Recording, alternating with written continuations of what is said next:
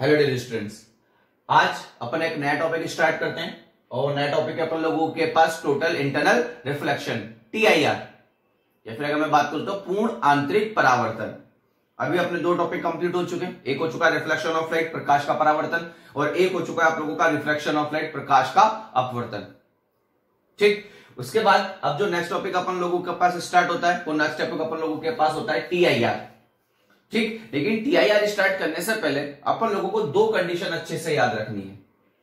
ठीक, इन कंडीशन को भी अपन एक्सप्लेन करेंगे, लेकिन अभी आप लोगों को याद रखना है कि अगर मुझे TIR पढ़ना है तो ये दो कंडीशन मेरे माइंड में एकदम फिक्स होनी चाहिए।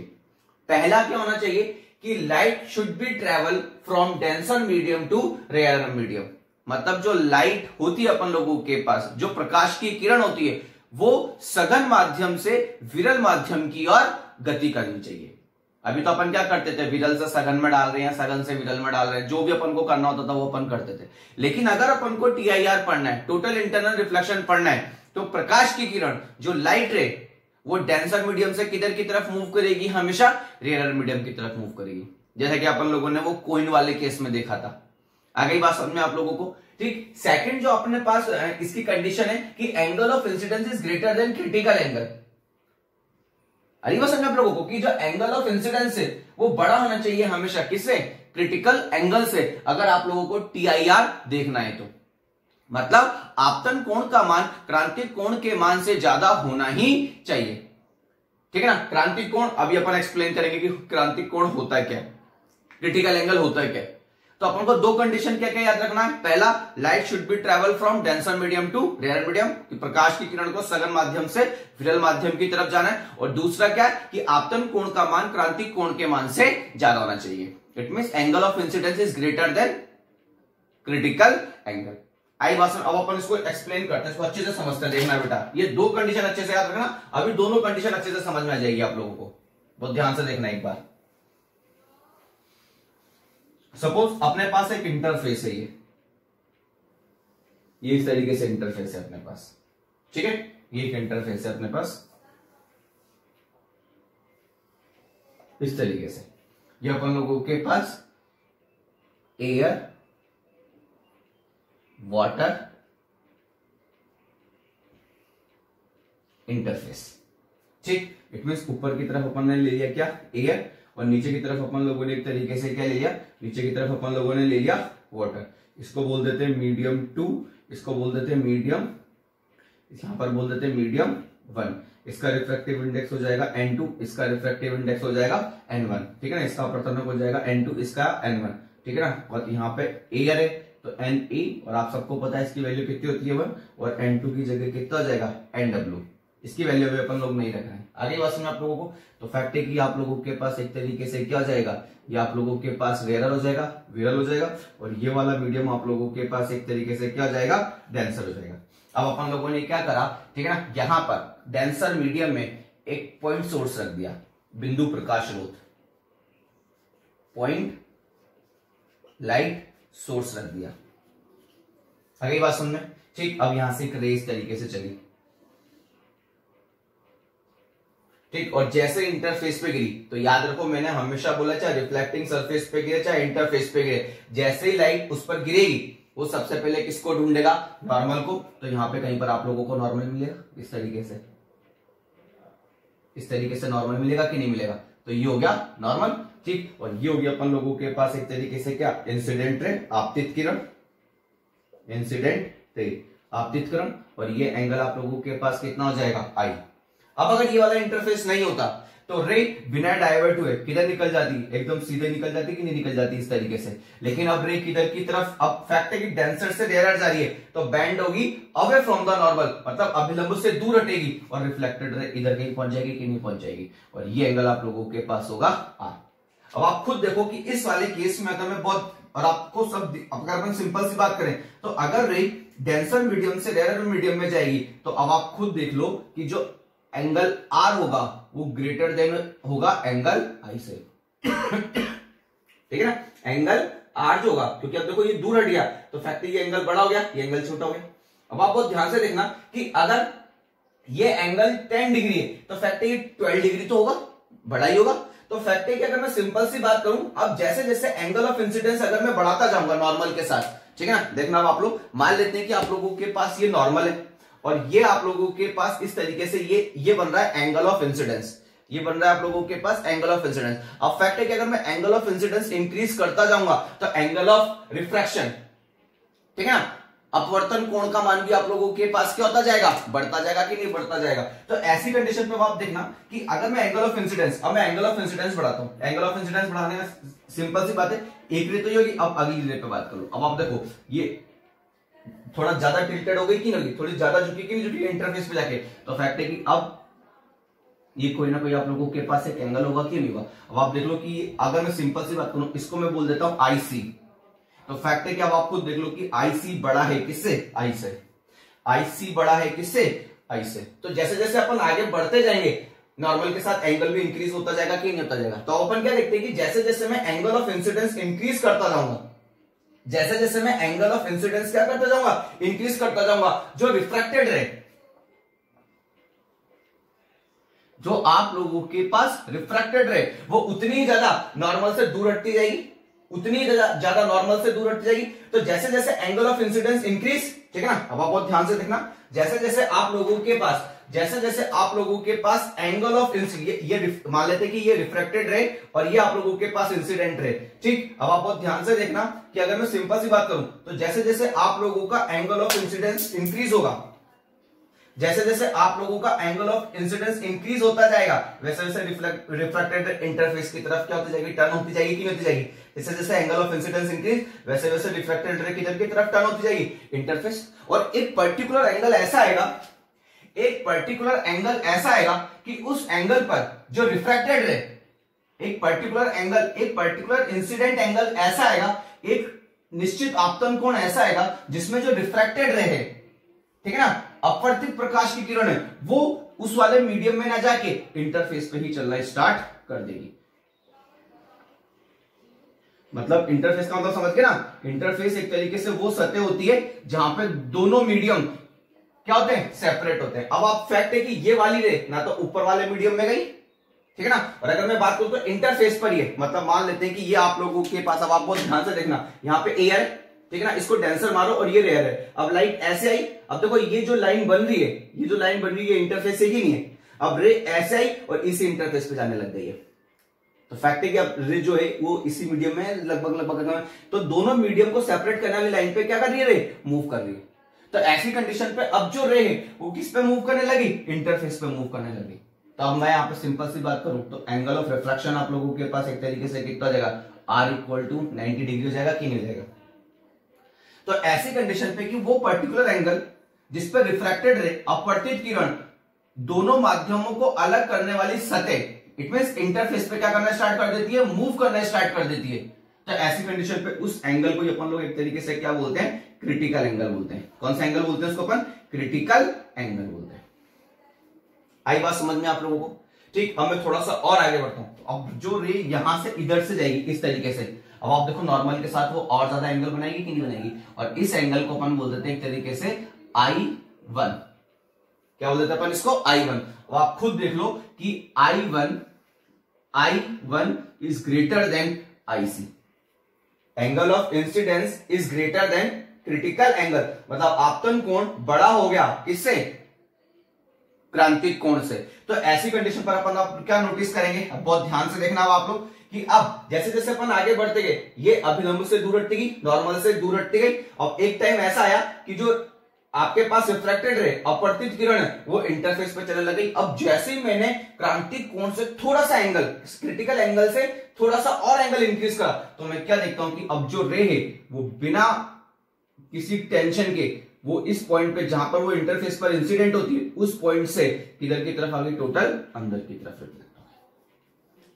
अरे बात में, तो इस तरीके से गई और यहां से स्ट्राइक करके किधर की तरफ आ गई, अंदर की तरफ आ गई। तो ये आप लोगों के पास अगर मैं बात करूं तो अब ये आप लोगों के पास रिफ्लेक्टेड रे, ये आप लोगों के पास रिफ्लेक्टेड रे, और आपको पता है ये जो रिफ्लेक्शन होता है ये 100% होता है। इट मींस अब आपको पता है ये जो इंटरफेस है ये ट्रांसपेरेंट है, क्या ये आप लोगों के पास ट्रांसपेरेंट। लेकिन जैसे ही angle of incidence critical angle से ज्यादा हुआ, रे स्ट्राइक करके एज इट इज उसी मीडियम में क्या हो गई, वापस रिटर्न कर गई। मतलब उसका क्या हो गया, एक तरीके से रिफ्लेक्शन हो गया, परावर्तन हो गया।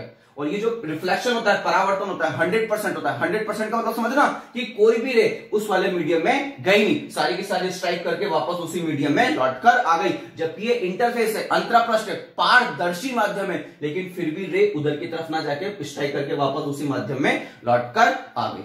और ये जो पूरा प्रोसेस बना, इस प्रोसेस को अपन लोग क्या बोलते हैं, टोटल इंटरनल रिफ्लेक्शन, पूर्ण आंतरिक परावर्तन। देख लो, पूर्ण आंतरिक परावर्तन हो गया। तो अपन यहां पे क्या देखते हैं कि अगर मैं 100% यहां पे दूंगा ना, तो 100 की 100% वो वहां पे क्या हो जाएगी, रिफ्लेक्ट हो जाएगी आप लोगों के पास। तो इस तरीके का जो ये पूरा प्रोसेस होता है, इसी को अपन क्या बोलते हैं, एक तरीके से टोटल इंटरनल रिफ्लेक्शन बोलते हैं। आई बात समझ में आप लोगों को? ठीक, अब आप बहुत ध्यान से देखना,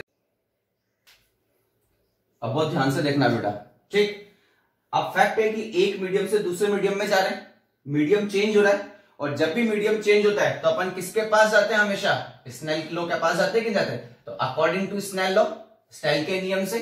अब स्नेल का नियम क्या था आप लोगों के पास, साइन आई अपॉन में sine R, sine I upon में साइन आर। तो अपन इस मीडियम से इस मीडियम में जा रहे हैं। अब आपको पता है कि स्नेल लॉ क्या था, साइन आई अपॉन में साइन आर इक्वल टू अपवर्तनांक, रिफ्रैक्टिव इंडेक्स होता है कि नहीं होता है? अब आप देखना, मैं इस मीडियम से इस मीडियम में जा रहा हूं, तो मैं किसका रिफ्रैक्टिव इंडेक्स, किसका अपवर्तनांक ज्ञात करूंगा, इस मीडियम का अपवर्तनांक ज्ञात करूंगा। किसके रेस्पेक्ट में कैलकुलेट करूंगा, N2 के रेस्पेक्ट में कैलकुलेट करूंगा। क्योंकि मैं आपको पहले बता चुका हूं कि अपन जिस मीडियम में इंटर करते हैं उस मीडियम का रिफ्रैक्टिव इंडेक्स कैलकुलेट करते हैं, उस मीडियम का अपवर्तनांक ज्ञात करते हैं, किसके सापेक्ष, जिसमें से आप इंटर करते हो। तो इसमें से इसमें इंटर करना कि नहीं कर रहे, तो ये आप लोगों के पास एक तरीके से कितना जाएगा, N1 अपॉन में N2। तो ऐसी कंडीशन पर अगर मैं बात करता हूं for critical condition, for critical condition, तो ऐसी कंडीशन पे अब आप लोगों के पास N1 इक्वल टू तो कितना, Na, N2 इक्वल टू कितना है, Nw, I इक्वल टू आप लोगों के पास कितना है, Ic, और R इक्वल टू कितना जाएगा, 90 डिग्री। क्योंकि ये तो कंडीशन आप लोगों के पास क्रिटिकल कंडीशन है कि नहीं है? ठीक, तो ऐसी कंडीशन पे अब क्या बन जाएगा, साइन IC अपॉन में साइन 90 डिग्री इक्वल टू कितना हो जाएगा, N1। अभी तो अपन N1 अपॉन में N2 रहने देते हैं। ठीक, तो अब आप लोगों के पास फॉर्मूला कितना बनेगा यहाँ पे, साइन IC अपॉन में 1 इक्वल टू कितना हो जाएगा, N1 अपॉन में N2। अब मैं क्या करता हूं, N1 को N2 के नीचे लेके आता हूं, तो अपने पास क्या फॉर्मूला बनेगा, sine IC equal to 1 upon में N2 अपॉन में N1। तो आप लोगों के पास यहां से क्या फॉर्मूला बन जाएगा, sine IC equal to 1 upon में N2 1। मतलब कि जो आप लोगों के पास रिफ्रैक्टिव इंडेक्स होता है, ठीक है ना, किसी भी मीडियम का जो रिफ्रैक्टिव इंडेक्स होता है वो हमेशा क्रिटिकल एंगल के क्या होता है, इनवर्सली प्रोपोर्शनल होता है। इट मींस अगर मैं बात करूं तो क्रांतिक कोण और अपवर्तनांक एक दूसरे के क्या होते हैं, व्युत्क्रमानुपाती होते हैं। अब आप सोचोगे सर आपने N2 अपॉन में N1 क्यों लिखा? आप बहुत अच्छे से याद करना, अगर अपन याद हो तो आप लोगों को कि जब अपन लोग वैक्यूम से मीडियम में आए थे, ठीक है ना, तो अपन ने मीडियम का अपवर्तनांक रिफ्रैक्टिव इंडेक्स कैलकुलेट करा था, किसके रेस्पेक्ट में, वैक्यूम के रेस्पेक्ट में। तो वैक्यूम तो हो गया रेयर, विरल, और मीडियम क्या हो गया, डेंसर, सघन। तो फैक्ट है कि हमेशा अपन विरल के रेस्पेक्ट में, ठीक है ना, किसका कैलकुलेट करते हैं, डेंसर का। तो फैक्ट है कि एयर तो क्या है आप लोगों के पास, रेयर, और ये क्या है, डेंसर है। तो मैं हमेशा किसका कैलकुलेट करने की कोशिश करता हूं, डेंसर का। किसके रेस्पेक्ट में, रेयर के रेस्पेक्ट में। तो मैं इसको क्या लिख सकता हूं, sine IC equal to 1 upon में N2 1। तो ऐसी कंडीशन पे ये अपन लोगों के पास एक तरीके से TIR के लिए क्या होता है कि TIR में अपन क्या देखते हैं कि आप लोगों के पास जो क्रिटिकल एंगल होगा वो क्रिटिकल एंगल हमेशा N2 1 के क्या होगा, इनवर्सली प्रोपोर्शनल होगा। आई बात समझ में आप लोगों को? तो अपन लोगों को बात समझ में आया ना कि जब भी अपन TIR की बात करेंगे तो डेंसर से रेयर मीडियम में जाएंगे। दूसरा अपन लोग क्या देख रहे हैं कि अगर मैं सिंपल सी बात करूं तो एंगल ऑफ इंसिडेंस हमेशा बड़ा होगा क्रिटिकल एंगल से, तभी जो रे है वो इंटरफेस पे, जो कि एक तरह से ट्रांसपेरेंट है, पारदर्शी है, जब उस पर गिरेगी तो उस वाले मीडियम में इंटर ना करके टोटली क्या हो जाएगी, एक तरीके से रिफ्लेक्ट हो जाएगी। और ये प्रोसेस ही आप लोगों के पास एक तरीके से क्या कहलाता है, टोटल इंटरनल रिफ्लेक्शन। आई बात समझ में बेटा? ठीक, तो बेटा देखो जो भी टॉपिक अपन पढ़ रहे हैं, ठीक, आप लोगों की जिम्मेदारी बनती है कि डेली के डेली आप रेगुलर इसको अच्छे से क्या करेंगे, क्लियर करेंगे। क्योंकि अब हम लोग हमारी जिम्मेदारी निभा रहे हैं, अब आप लोगों को भी अपनी जिम्मेदारी घर पे बहुत अच्छे से निभानी है बेटा, ठीक है ना। ये नहीं है कि चलो ठीक है यार पढ़ लिया तो पढ़ लिया, नहीं पढ़ा तो नहीं पढ़ा। ठीक, तो आज से आप लोग सब, ठीक है ना, डेली के डेली पढ़ेंगे, ठीक। और जैसे ही याद हो जाए, ठीक है ना, आप लोग मुझे बताएंगे कि हाँ सर अच्छे से याद हो गया, चाहे आप कल ही टेस्ट ले लो। अरे ये बात समझ में आप लोगों को, ठीक। तो आज के लिए इतना काफी है।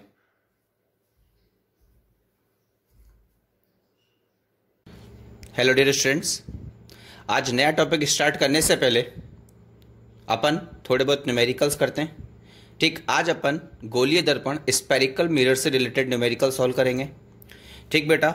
अपने अभी 2 मेन टॉपिक क्लियर हो चुके हैं, ठीक, जिसमें से एक था आप लोगों के पास रिफ्लेक्शन ऑफ लाइट और दूसरा था आप लोगों के पास refraction of light.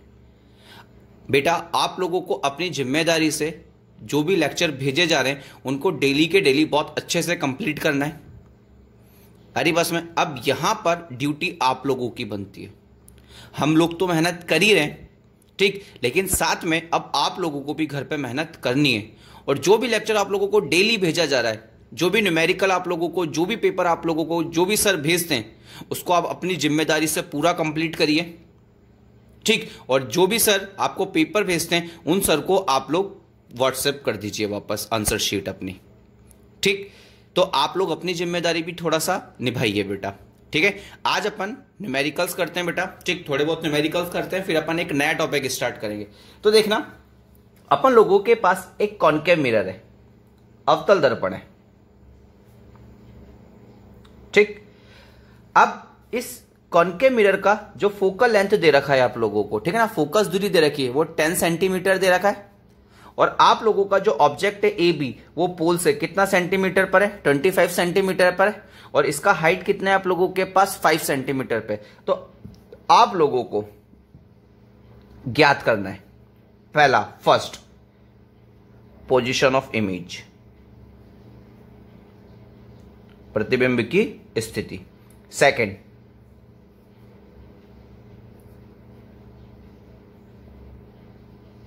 Height of image, प्रतिबिंब की ऊंचाई। और थर्ड आप लोगों को कैलकुलेट करना है मैग्निफिकेशन, आवर्धन। आपको जितने भी अपन क्वेश्चन करेंगे उनमें ये तीनों चीजें तो आपको कैलकुलेट आज करनी है। आ गई बस में। अब आप बहुत ध्यान से देखना, ये कौन सा दर्पण है आप लोगों के पास, अवतल दर्पण, ठीक। और पोल से अगर मैं सिंपल सी बात करूं तो अवतल दर्पण का फोकस भी पोल से इधर की तरफ ही होता है। किधर की तरफ होता है, इधर की तरफ, ठीक है ना, इधर की तरफ, इधर की तरफ होता है। और आप सबको पता है अगर फोकस इधर की तरफ है, लेफ्ट साइड में, तो याद करो साइन कन्वेंशन से, चिन्ह परिपाटी से एफ की वैल्यू कितनी होगी, -10 सेंटीमीटर, ठीक। इसी तरीके से अगर मैं यू की बात करूं, यू ऑब्जेक्ट और पोल के बीच का डिस्टेंस होता है -25 सेंटीमीटर। और इसका हाइट प्रिंसिपल एक्सिस, मुख्य अक्ष के ऊपर की तरफ है, तो आप लोगों के पास जो हाइट ऑफ ऑब्जेक्ट होगा वो +5 सेंटीमीटर होगा। तो सबसे पहले अपन क्या कैलकुलेट करते हैं, इमेज वी कैलकुलेट करना है अपन लोगों को यहाँ पे। तो देखना आप लोग, अपन वही यूजिंग मिरर फॉर्मूला, दर्पण सूत्र से 1/f = 1/v + 1/u, then 1/v equal to कितना हो जाएगा, 1/v इक्वल टू हो जाएगा 1/f माइनस का 1/u, ठीक। तो ऐसी कंडीशन पे 1/v इक्वल टू हो जाएगा, f की वैल्यू पुट करो -10 तो -10, u की वैल्यू कितनी, -25 और माइनस प्लस है तो यहाँ पे कितना हो जाएगा 25। तो ऐसी कंडीशन पे 1/v इक्वल टू कितना हो जाएगा, 1/25 माइनस का 1/10, तो नीचे हो जाएगा 25 × 10 लिख दूं मैं ऐसे ही। तो यहाँ पर आप लोगों के पास एक तरीके से कितना हो जाएगा, यहाँ पे तो हो जाएगा 10, यहाँ पे हो जाएगा -25, तो ये आप लोगों के पास कितना आ गया 1/v। तो ऐसी कंडीशन पे v इक्वल टू आप लोगों के पास कितना जाएगा, उल्टा कर दो तो ये हो जाएगा 250/15 हो जाएगा कि नहीं हो जाएगा, ठीक। तो ये आप 5 से कितनी बार जाएगा, 50 बार, और ये जाएगा 3 बार। तो v इक्वल टू हो जाएगा 50/3, साथ में नेगेटिव साइन आएगा, ठीक है ना, 50/3 सेंटीमीटर। ये आप लोगों के पास किसकी वैल्यू निकल के आ गई, v की वैल्यू निकल के आ गई। आ गई बात समझ में आप लोगों को, ठीक। तो ये तो v निकाले अपन लोगों ने। अब हाइट कैलकुलेट करें या फिर अपन मैग्निफिकेशन, तो आप सबको पता होता है m इक्वल टू कितना होता है, -v/u होता है कि नहीं होता है।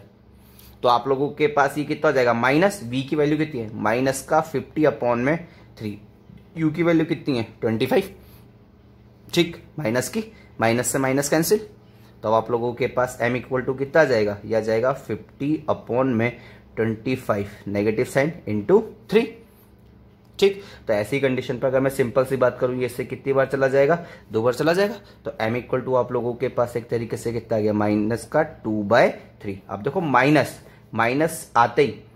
आते ही एक तरीके से जो ये इमेज है उसकी नेचर को बताएगा। और माइनस कब आता है, आपको पता है मैग्निफिकेशन अगर माइनस है तो जो इमेज बनती है वो आप लोगों के पास क्या बनती है, रियल। और अगर सपोज रियल इमेज है तो ये एक तरीके से क्या होगी आप लोगों के पास, इन्वर्टेड, उल्टी होगी कि नहीं होगी। आगे बस में अब आपको पता होता है कि m इक्वल टू आप लोगों के पास कितना होता है, HI अपॉन में H नॉट होता है कि नहीं होता है। ठीक, तो यहां से HI की वैल्यू कितनी आ जाएगी, HI की वैल्यू हो जाएगी m into H not. M कितना है आप लोगों के पास, माइनस का 2/3, और H नॉट आप लोगों के पास कितना है, 5। ठीक, +5। तो आप लोगों के पास HI की वैल्यू कितनी आ जाएगी, -10 अपॉन में 3। आगे बस में सेंटीमीटर। तो इस तरीके से अपने पास जब भी क्वेश्चन आए तो अपन लोगों को इसी तरीके से इस क्वेश्चन को क्या करना है, अपन लोगों को सॉल्व करना है। ठीक, अगला क्वेश्चन अब आप लोग खुद सॉल्व करके मुझे बताएंगे। देखना नेक्स्ट क्वेश्चन देखना है बेटा। ठीक, क्वेश्चन नंबर 2 देखना अब आप लोग। अब आप लोगों के पास कॉन्वेक्स मिरर है, कॉन्वेक्स मिरर, उत्तल दर्पण। ठीक, इसका फोकस दे दिया 10 सेंटीमीटर। ठीक, ऑब्जेक्ट यहां पे रख दिया AB, इसका हाइट 5 सेंटीमीटर, और यहां से यहां तक का ये कितना है आप लोगों के पास, 25 सेंटीमीटर। तो आपको वही क्या क्या कैलकुलेट करना है, V कैलकुलेट करना है, M कैलकुलेट करना है, और साथ में HI कैलकुलेट करना है। आ गई बात समझ में, कर लोगे ना ये। क्योंकि देखो इसके लिए मैं सिंपल सी बात करूं तो इसके लिए F होगा +10। +10 क्यों, क्योंकि ये ऐसे इस तरीके से, तो इसका फोकस इधर की तरफ होगा, और राइट साइड में जो फोकस होता है सारे के सारे क्या होते हैं, पॉजिटिव होते हैं। और U तो अभी भी कितना होगा, -25 सेंटीमीटर, और H नॉट कितना होगा आप लोगों के पास, +5 सेंटीमीटर। सॉल्व कर लोगे ना आप, तो ये आप लोगों को मुझे सॉल्व करके बताना है। आ गई बात में। अब बहुत ध्यान से देखना बेटा, अब थोड़ा सा अपन चेंज करते हैं क्वेश्चन का, थोड़ा अच्छे तरीके से अब अपन इसको करते हैं। ठीक, एज इट इज यही मेरे पास कॉन्केव मिरर है, ये बहुत ध्यान से देखना अब आप लोग।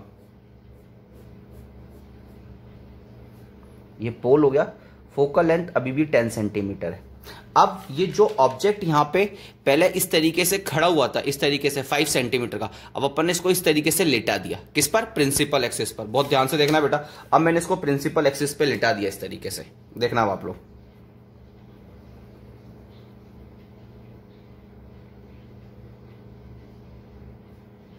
AB, ठीक है ना। और इसका यहां से यहां तक का ये जो हाइट है ये कितना है आपके पास, 5 सेंटीमीटर है, ठीक है ना। और इस एंड की पोल से जो डिस्टेंस है वो आप लोगों के पास कितनी है, 25 सेंटीमीटर है।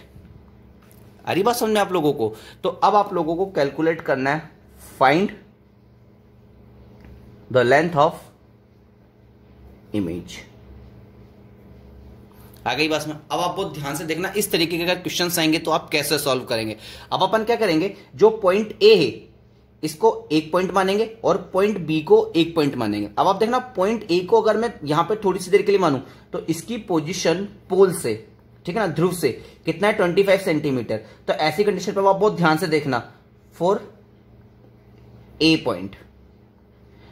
पॉइंट के लिए अगर मैं बात करूंगा तो F तो फिक्स रहेगा ना हमेशा, -10 सेंटीमीटर। माइनस का क्यों लिया, क्योंकि देखो ये ऐसा रखा हुआ है।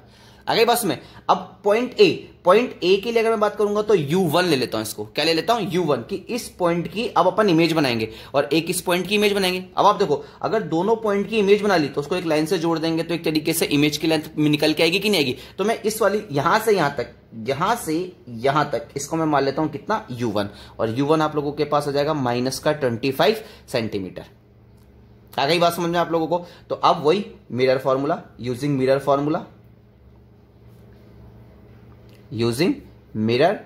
फॉर्मूला। तो ऐसी कंडीशन पे 1/f equal to 1/v plus 1/u। तो यहां पर आ जाएगा V1 और यहां पर आ जाएगा U1। Then 1/v1 equal to कितना जाएगा आप लोगों के पास, 1/f माइनस का 1/u1। तो ऐसी कंडीशन पे ये कितना जाएगा, माइनस का 1/10, और यहां पे कितना जाएगा, माइनस प्लस, क्योंकि माइनस प्लस से माइनस का 25, तो 1/25, तो ये हो जाएगा 1/v1। तो याद करो, v1 जब अपन इसको सॉल्व करेंगे तो आपके पास कितनी वैल्यू आई थी, आपके पास v1 की वैल्यू आई थी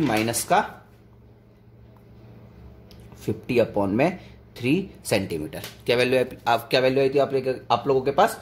-50/3 सेंटीमीटर। पहले तो बात समझ में आई कि नहीं? अब मैं बात करता हूं for point B. For B point, अगर मैं बी पॉइंट के लिए बात करता हूं तो आप बहुत ध्यान से देखना, यहां पर एफ तो अभी भी -10 सेंटीमीटर, अब हो जाएगा U2 और U2 इक्वल टू हो जाएगा -30 सेंटीमीटर, क्योंकि +5 और ऐड हो जाएगा कि नहीं हो जाएगा। तो यहां से लेके यहां तक ये जो लेंथ होगी ये कितनी हो जाएगी? U2। तो ऐसी कंडीशन पे वही 1/f equal to 1/v2 plus 1/u2, then 1/v2 equal to कितना हो जाएगा? 1/f माइनस का 1/u2।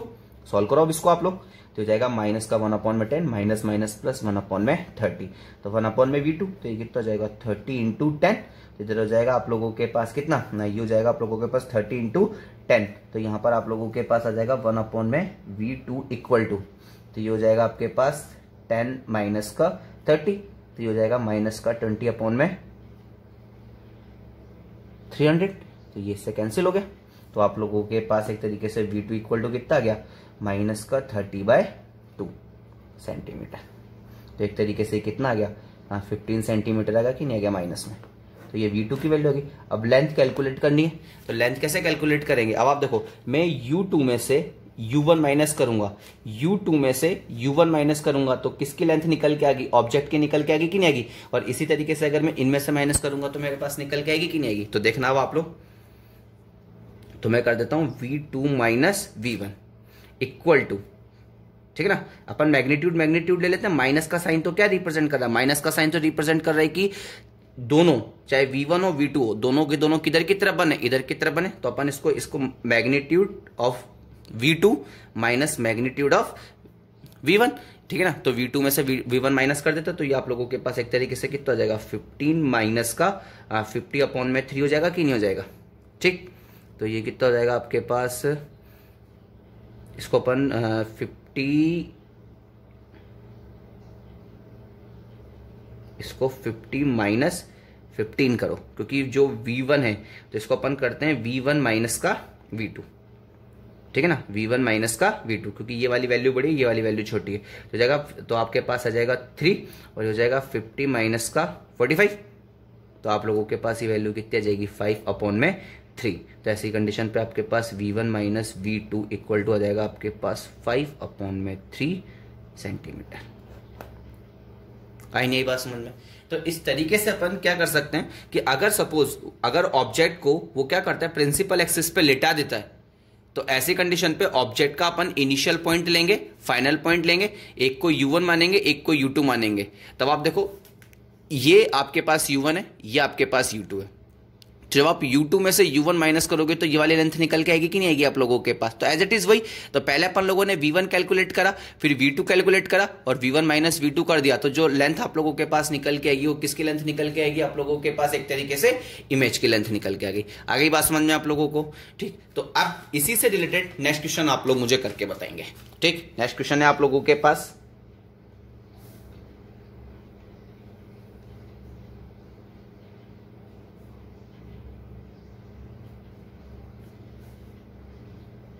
F वही 10 सेंटीमीटर और ऑब्जेक्ट को अपन ने क्या करा है? इस तरीके से लेटा दिया कॉन्वेक्स मिरर के आगे। तो ये तो पॉइंट A हो गया, ये पॉइंट B हो गया, और यहां से यहां तक का डिस्टेंस कितना हो गया आप लोगों के पास? 25 सेंटीमीटर हो गया। तो आप क्या कैलकुलेट करेंगे? Find the length of